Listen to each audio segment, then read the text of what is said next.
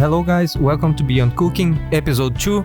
Today, a Brazilian snack made of cheese and tapioca. It's crispy outside, cheesy inside, easy to make, and I'm sure you're gonna like it.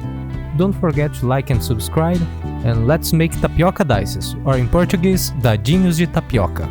Come on, let's cook!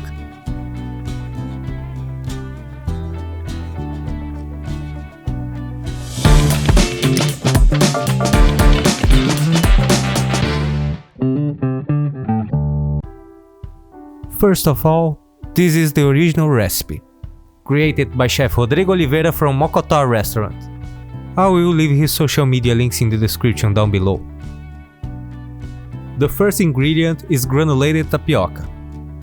If you can't find it in a market close to you, I will leave a link in the description where you can order it online. But this is a key ingredient, there's no substitutes. You can find the full recipe in the description with all ingredients and proportions.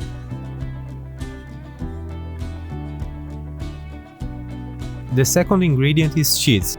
Here I am using something like a Brazilian curd cheese. You can use other cheeses, but look for cheeses more suitable for frying and grilling. Grate the cheese as fine as possible. If you have a bigger grater, good. I'm going to use this one because it's the thinnest I have.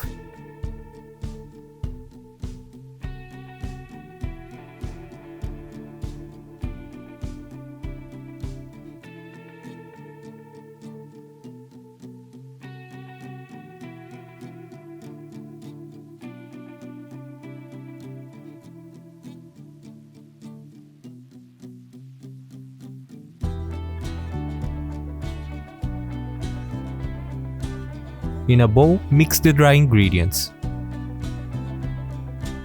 the cheese, and the granulated tapioca.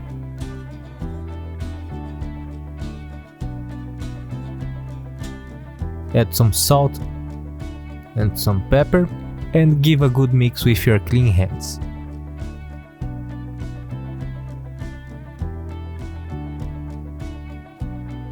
After mixing the dry ingredients, now it's time for the milk. And again, there's no secrets here, it's just heat until it starts to boil. When the milk boils, turn off the heat and pour the hot milk into the bowl with the dry ingredients. And then you need to give a good mix. But this time don't use your hands. The milk is hot as fuck, use some whisk or a fork.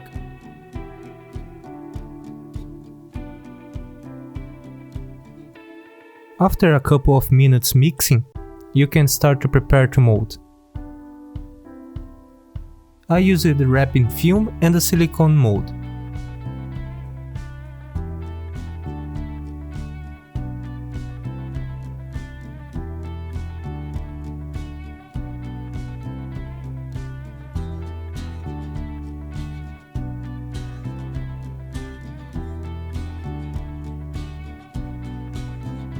Cover it with some plastic film and leave it into the fridge for 2 hours.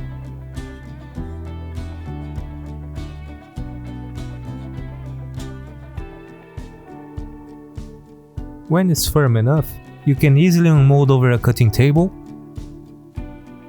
and cut it into square pieces.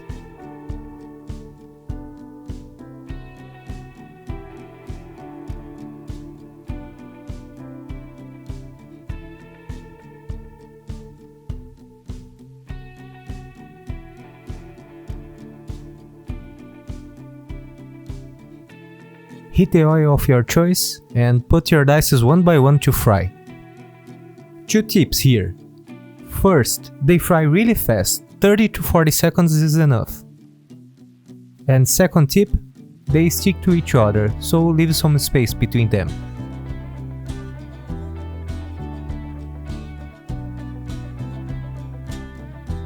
Remove when it's golden brown and it's ready to plate. In the original recipe, pepper jelly is used as a sauce, but I didn't have it. I made a mayo sauce and it just works fine. And that's it, my friends. I hope you enjoyed. Don't forget to like and subscribe, and I see you next week.